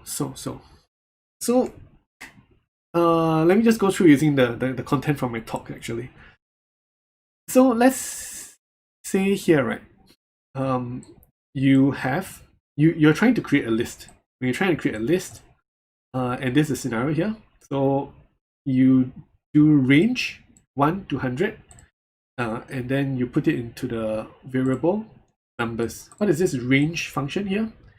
Range is basically creates a list-like object. What's a list-like object? Something like object is basically an object which is very, very much like that something. Right? So a list-like object is very, very much like a list. Okay, so it's a list-like object. It's basically a list. Just think of it as a list from 1 to 100. So it's 100 items, 1 to 100. Okay. Actually, I think it doesn't include 100. It doesn't matter for this example. Okay, so if I want to create a list, right, of all the prime numbers within this range, and then square those prime numbers and then add it into the list, how would I do it? Okay, the natural way to do it is this way. Okay. Oops, I lost my bearings. Okay, let's go here. Yeah, the natural way to do it is like this, right? So you first create an empty list. It's a very common technique that software developers will use. First, you create an empty list. So remember, a list signature is to have a square bracket on the outside. It is a list. What's inside the list? Nothing. There's nothing inside the list. It's called an empty list. It has exactly 0 items inside. You put this empty list into a box and you call it prime numbers squared. Then now we do a loop, a for loop. The most common loop in Python, right? We do a for loop, which means we're going to loop over all the items inside numbers. Numbers is this list with 100 numbers inside, 1 to 100. Okay, so for every number inside, we're going to do something. For every number inside this list, we're going to do something with that number. Okay? And we're going to do this something 100 times. We're going to do something 100 times. One time for every item inside this list, or this list-like object. So what are we going to do? We're going to do something 100 times. We're going to check that number if it's prime. Okay? If it's prime, then we're going to do something. If it's prime, so if this number is prime, then we're going to do something. We're going to do this list, this empty list, dot append. So when you do a list dot append, means you add some item, add an item to the end of the list. So you can add n to the power of 2, so n squared, add it to the empty list. Add this n squared to the empty list. Okay? And then we're going to repeat this for every number in this list from 1 to 100. So this is prime. It's basically checking whether this number is prime or not. Okay? There's no real function here. It's prime. It's as if just imagine that it was already defined. Okay, so so it will check whether 1 is this prime. If it's not prime, it will do nothing. It will go to 2. 2, is it prime? Yes, 2 is prime. So it will do 2 to the power of 2, which is 2 squared. If it's 4, it will add 4 to the list. Then 3, is 3 prime? Yes, 3 is prime. So we'll add 3 times 3 to the list, which is 9. You add 4, 9 to the list. 4, is 4 prime? 4 is not prime. So you do nothing. 5 is prime, so you do 5 times 5, 25, add it to the list. Right. And after going through this process for every number from 1 to 100, we will have our prime number squared list. Okay? This is a example. This is the natural way to do it. But the Pythonic way to do it, which means the standard way to do it, is to use a list comprehension. And this looks a bit chimp, but it is a better way to do it. Okay, so actually it is the same, it's exactly the same as up here. It's just written in a slightly different way. So we're going to, what you see here is basically is a list. You know that it is a list because it has a signature of a list. There's square brackets outside. Okay, square bracket outside. And you notice that this square bracket, right, in between this square bracket spans multiple lines. This open square bracket, then there's nothing here. Next line, next line, next line, then close square bracket. That's fine. In Python, you can have your square brackets or all your brackets go as long as possible, spanning multiple lines. No problem. So the first line is n to the power of 2. So n star star 2 means n times n. N times n. N times n. So you're going to add n times n for each number in n. For each number in n, you're going to add n times n. But only if this is true. Only if n is prime is true. If not, then don't add it to this list. That's all. So it'll probably take a while for you to wrap your head around this list comprehension idea. But once you do, then you realize that it's a cleaner and simpler way of quickly creating lists. And like filtering lists and so on and so forth. So yes, so that is list comprehension. So let's go through here. How will list comprehension that produces a list of the first character of each string in Doctor look like? Okay, so let's say we have Doctor. Right. This is this. So to do it in the natural way, it will be for S in Doctor. So I'm going to loop over Doctor. Why is it I can't?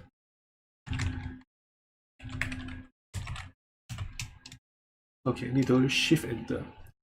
For S in Doctor, no, first we need to create an empty list, right? We need to create an empty list. So the list is going to be an empty list here for S in Doctor. So S here is just stands for string, for each string in Doctor, because this Doctor is basically a list, right? It's a list of strings. For each string in Doctor, I'm going to do something. I'm going to do ls.append s0. A, S in doctor.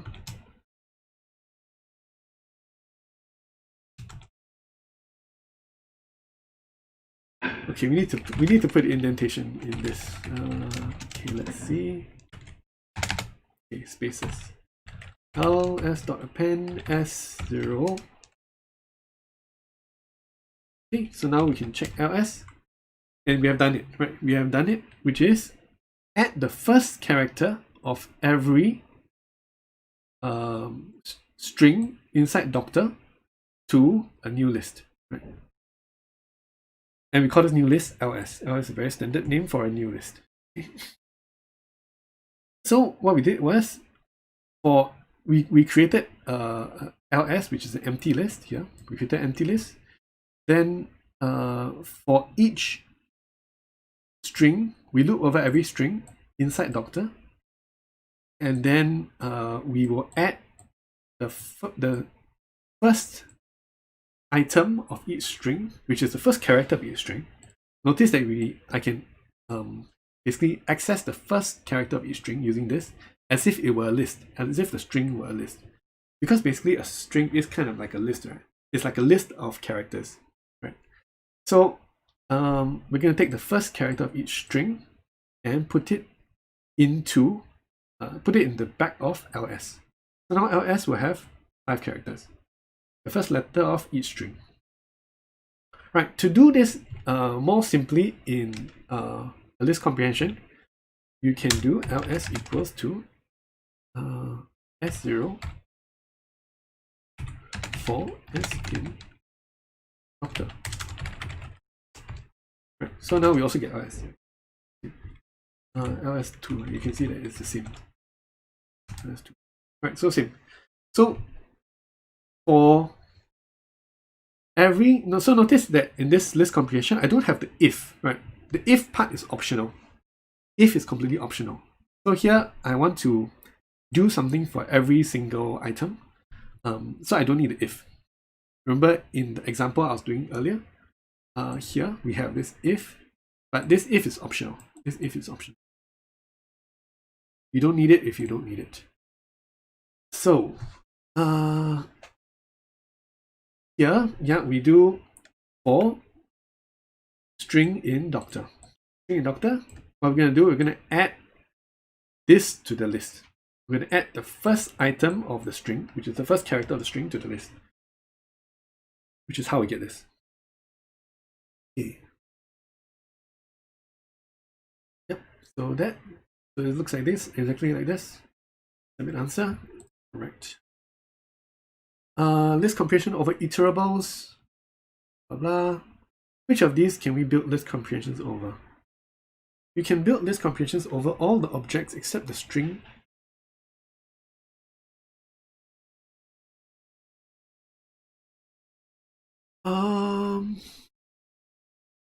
Can we build list comprehensions over? Okay, we can build list comprehensions over all of them except for Underwood and Jean, I guess. I'm not quite sure what they're trying to talk about. You can build list comprehensions over all the objects except the string of number characters, Jean.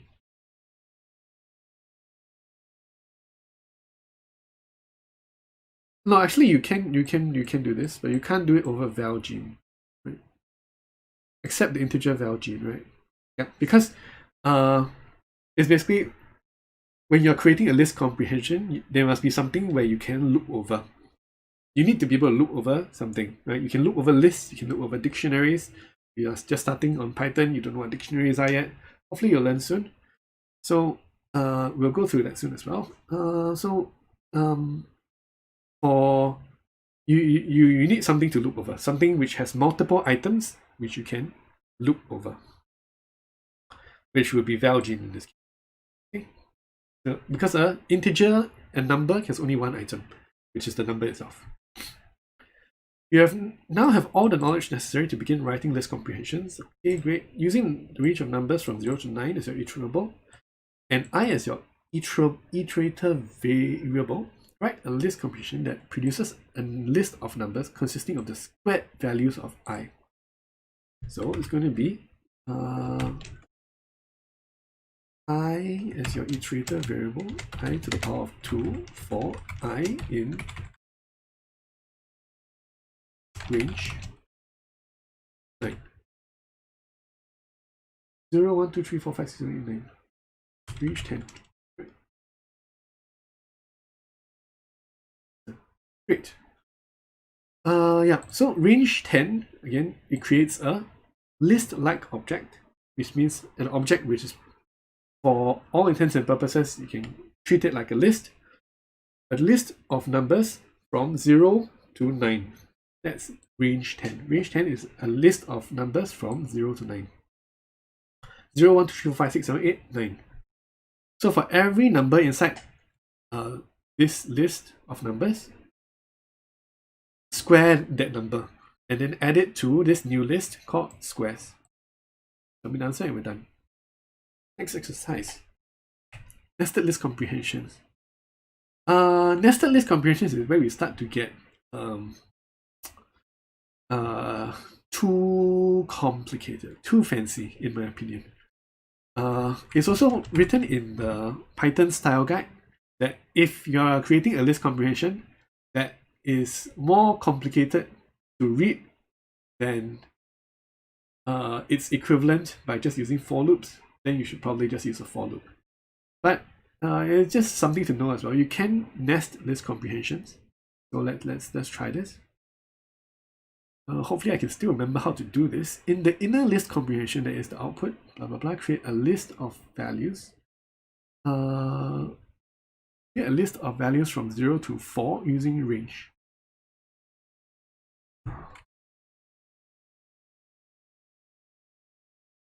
Five times five matrix using a list of lists.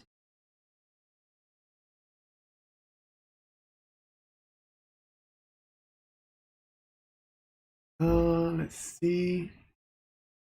The iterable part of your nested list comprehension, use range to count 5 rows. Create a list row as the iterator variable. Oh, this language is quite complicated, right? For row in rows. So for row in range.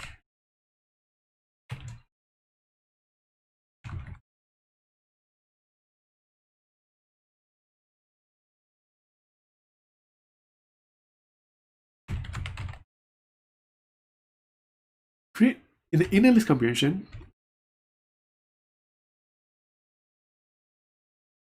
So create a list using range, using call as the for call in range.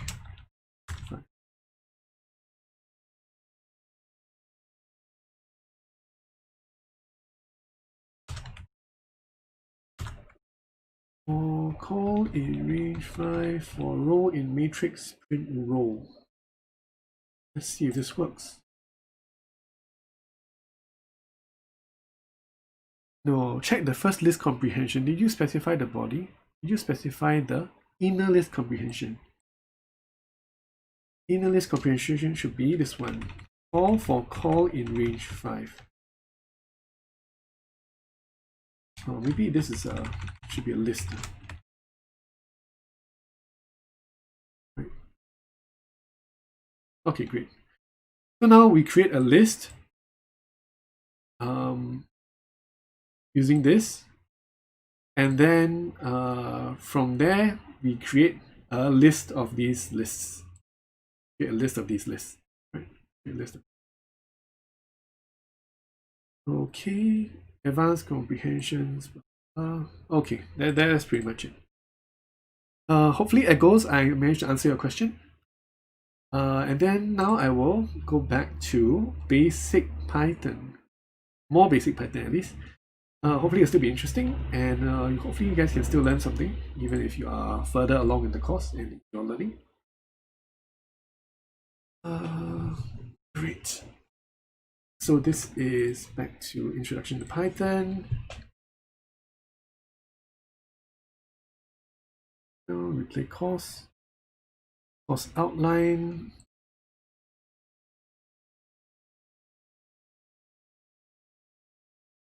slicing and dicing. So just now we were talking about getting specific items from the list. There's something else we can do as well, which is to pull out multiple items from the list at the same time. And that's what we call a slice. And this is exactly the syntax. So my list, and then whenever you see the word my list, all these examples of syntax, right? You should know that this is just an arbitrary variable name. So it's any kind of a name of your own list. Your list may be called ls, you can call it super list, or whatever you like to call it. So this is just an arbitrary variable name, any kind of variable name that you choose. Right? And then start and end is just what is the start address, what is the end address. Okay, you're slicing to create downstairs areas equals to contain the first 6 elements of areas. So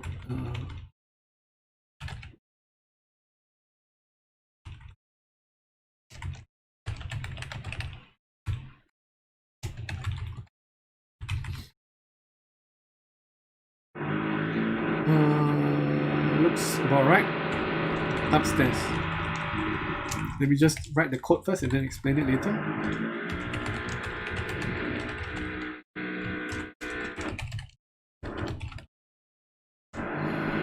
Okay, great. So here, what I'm doing here is a list slicing. Apparently the people upstairs have continued their renovations. It's coming closer to 2 p.m. already, and we're going to end at 2 p.m. We're going to go through more live coding for now. But before you leave, make sure to fill out the Google form for feedback so that we can improve our sessions in the future.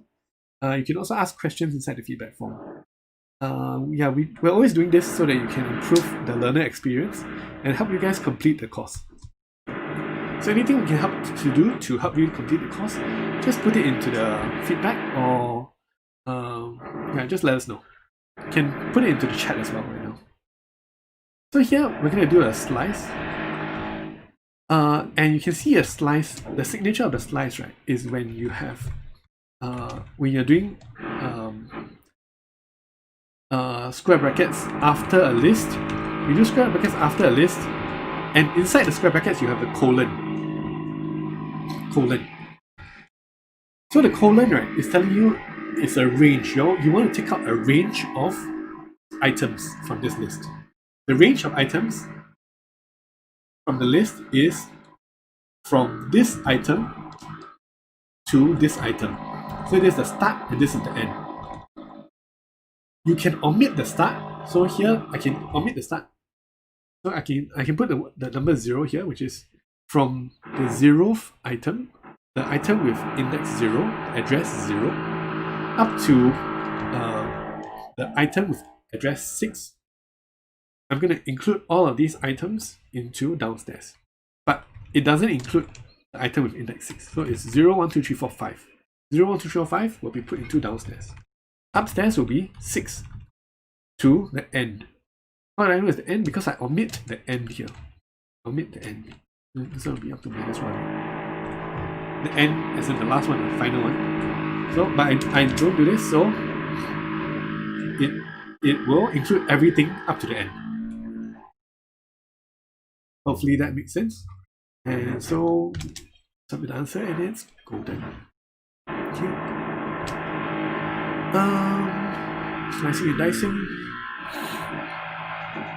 That's exactly what I did just now. We didn't do that, so let's continue on to the next topic. Subsetting lists of lists. Now this is a good topic. So here we have a typical list. Okay, a typical list, which is actually a list of lists. It has 3 items. It looks complicated if you're new to Python, but just break it down.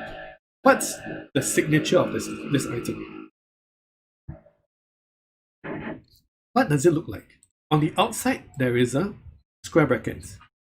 This tells us it must be a list. Right, this is a list. How many items does this list have? This list has 3 items. I know this because there are 2 commas in the outside list. In the outside list, there's this comma and there's this comma. The first item is a list, ABC. Second item is another list, DEF. The third item is a list, GHI. Right. So, there's 3 items and each of them is a list themselves. So what if I want to take out the letter F from this outer list? What I need to do is outer list like that. Wait, what? We don't have X, is it? Okay. So let's say I want to take out 18 from this outer list. How do I do that? This outer list has 5 items. The first one is this list, second is this, third, fourth, and fifth. Right, 5 items.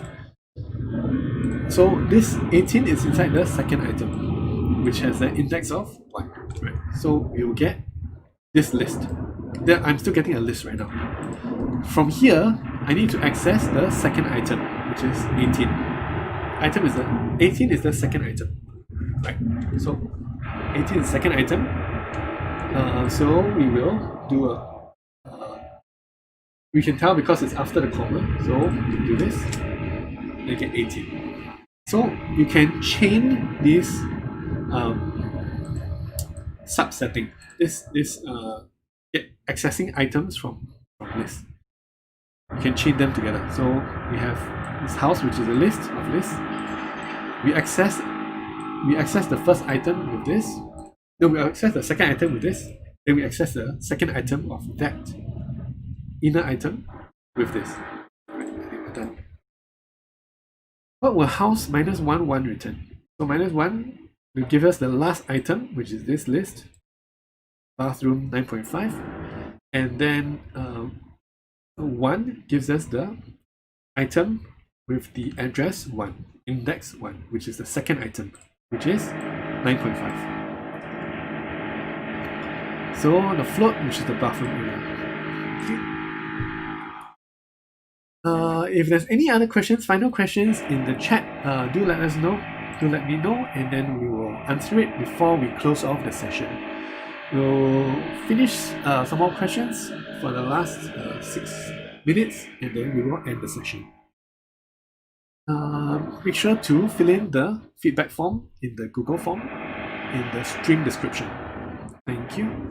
I'm also going to put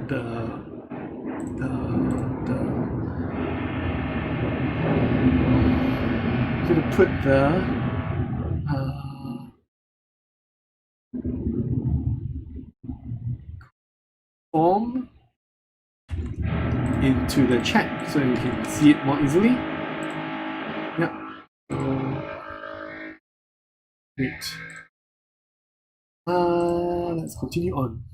PG says, thank you, well explained, no problem. Happy to be teaching. It's one of my most happy things. I love to teach. Okay.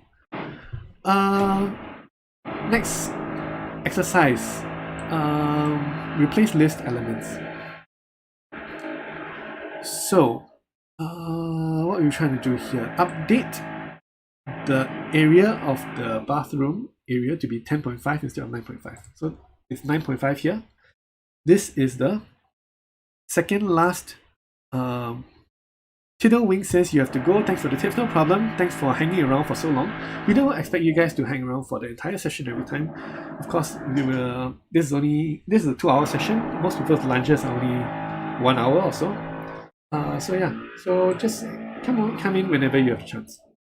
We should be having this Wednesdays going forward. Tan in the chat has a question. Which Python IDE do you use and recommend? Let's go through that as well in the last 4 minutes. Let's go through that question as well. I'm going to put it in the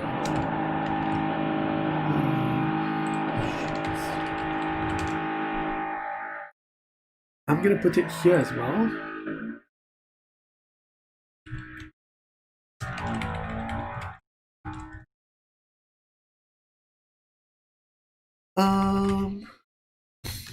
which Python IDE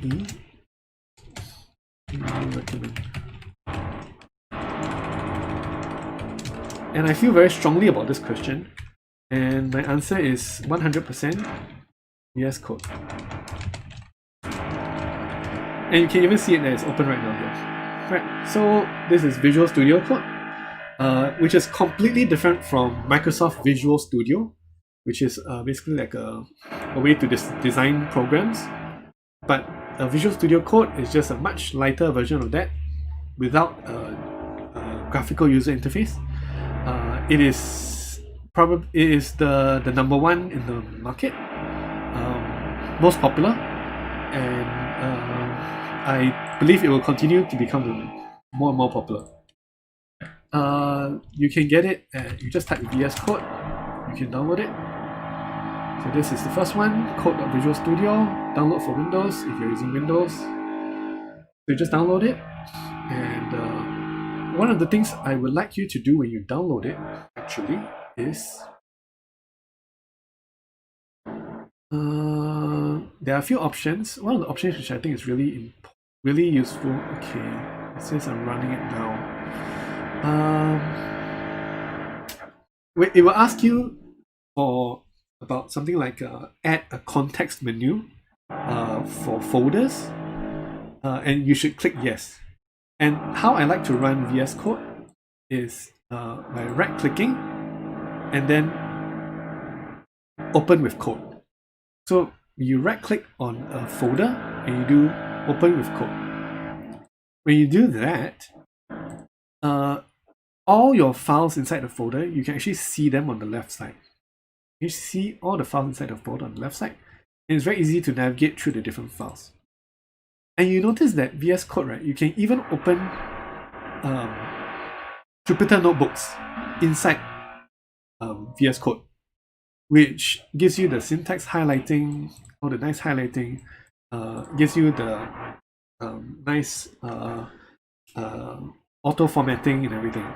So VS Code is really the number one choice. Yeah, you get all the syntax highlighting right out of the box. It's just lovely. To run your code, you can download extensions. So you can click on this box here, this icon here, which is the extensions icon. You can download Code Runner, which will allow you to just have this button here. I'm not sure if you have this by default. So when you click this, it just runs your code. You can see the output. Right. You can just click this to immediately run your code. And also another lovely thing I love about VS Code is that when you press Ctrl J, it brings up the terminal, which is the command line, and then you can do things in the command line like run your program, Python myfile.py, to run your program directly. I love that. So it's so convenient to use. I highly recommend using Visual Studio Code. So now it's 2 p.m.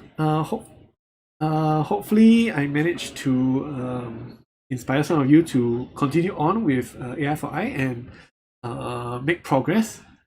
And if you have any, helped you along with all your questions in the course as well. If you have any other questions, feel free to ask them. We'll be sending out an email today for the video for this stream. So you can watch the video to catch up on anything you missed out. Any explanation that you liked and you wanted to listen to it again, you can visit the video to re-listen to the explanations. We will send that email out today for the video, and we will also send out the invitation for next week's session as soon as possible.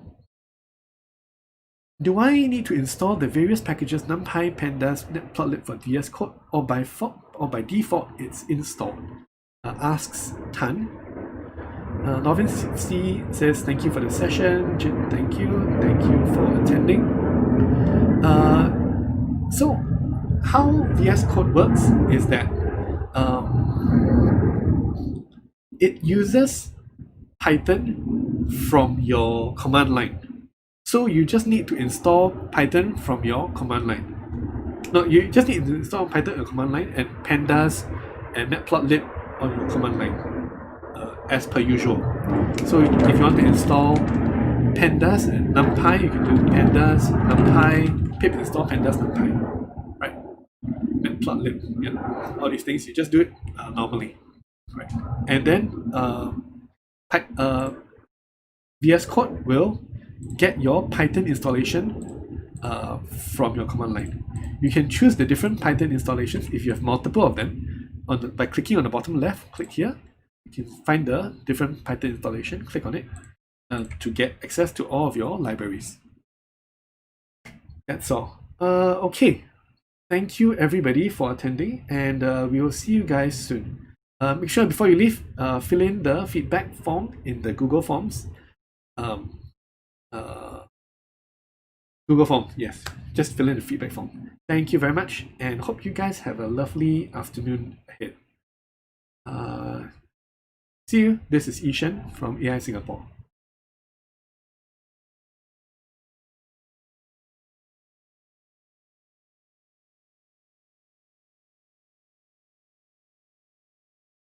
Bye.